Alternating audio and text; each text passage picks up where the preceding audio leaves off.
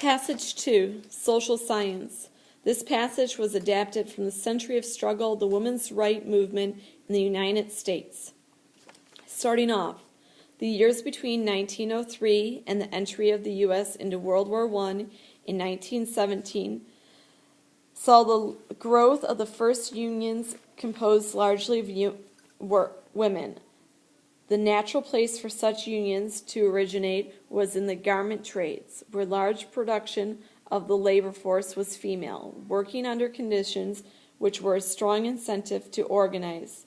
Despite some progress towards factory inspections, the establishments where clothing was made boasted of nearly every evil known to factory production.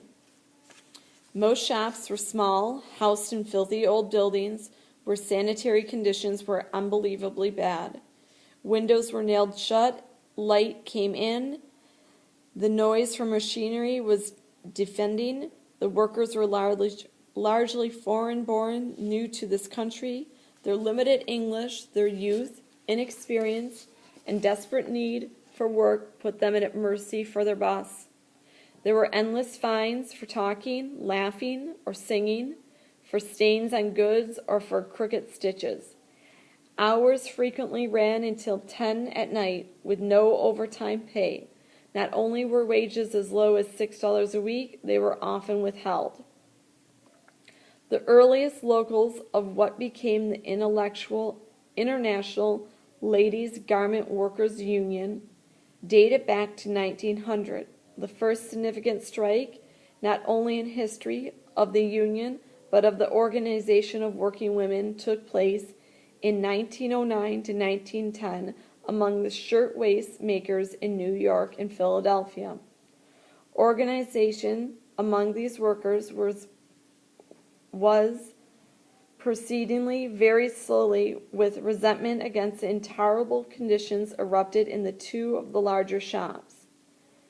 Leamery Son and Company and the Triangle Shirtwaist Company, both shops went on strike on September 1909, and matters dragged on until a mass meeting was called on November 22nd to decide further action. The meeting hall was jammed, and thousands who could not gain admission filled the hallways. There were endless speeches by leaders of the union. The meeting seemed to be in danger of protruding out in speech-making when a teenage girl named Carla Limemakers, who worked in the Learmonson shop, asked for the floor. Despite her youth, she was known as a veteran of earlier strikes who had several ribs broken in the police attack on the picket line. She called on the audience with electrifying effect to have done with talk and to act. I'm a working girl and one of those who are on strike against intolerable conditions. I am tired of listening to speakers who talk in general terms. We are here to decide whether or not we shall strike. I offer a resolution that a general strike be declared now. She carried the crowd in a tremendous burst of enthusiasm. The strike which followed is victoriously described by the revolt or uprising of the 10, 20, or 30,000. Whatever the total figures, there is no disagreement as to its importance. Not only was the first general strike of its kind, but the first large strike of women workers, and it became a potent answer to the arguments that women could not be organized and that they could not be counted on to hold out a long, hard fight. Questions. Number 11. What was the main purpose of the passage? A, to show how Clara became a leader of the union. B, to prove that it was easy for factory workers to demand better wages. C, to celebrate the fact that factory conditions improved in the early 20th century. Or D, to describe the events leading up to the first large strike of women factory workers in the United States. Number 12. Based on the passage, what was the purpose of the unions in the early 20th century? F, to provide low-wage earners with other paid work when they went on strike. G, to form individual workers into groups to demand their fair wages and good working conditions. H, to bring factory owners, bosses, and workers together to sponsor charity events. J, to collect information about wages and conditions in factories around the world. 13, based on the passage, which of the following best summarizes what Clara said after she introduced herself at the union meeting on November 22nd, 1909? A, she explained that she had been injured during a police raid earlier that day and wanted justice. B, she implied that all the talk was inadequate and wanted the group to take action. C, she said that she wanted the voice and opinions of workers who wouldn't attend the meeting. D, she distrusted those who gave speeches and wanted the group to move to another location. 14, according to the passage, the first unions, made up largely of women, were organized in the F, cities of the Midwest. G, Triangle Waste Company. H, teaching profession. J, garment trades. 15.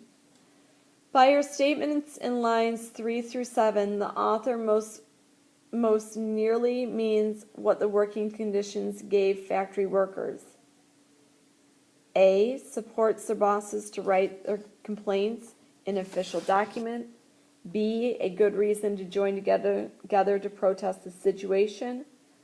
C, an obstacle that they would have to accept until changes were made in the 1940s. Or D, clear ideas about the conditions to expect in the future jobs. 16. The author indicates that factory bosses took advantage of the fact that most of the workers were H, regular recent immigrants, G, unhealthy, H, new mothers, or J, unruly.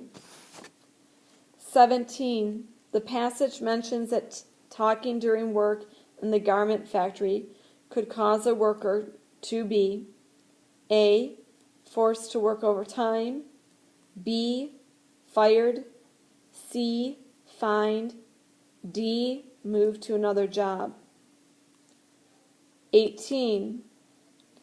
As it is used in line 33, the word intolerable most nearly means F, unbearable, G, impatient, H, inconsistent, or J, untamable.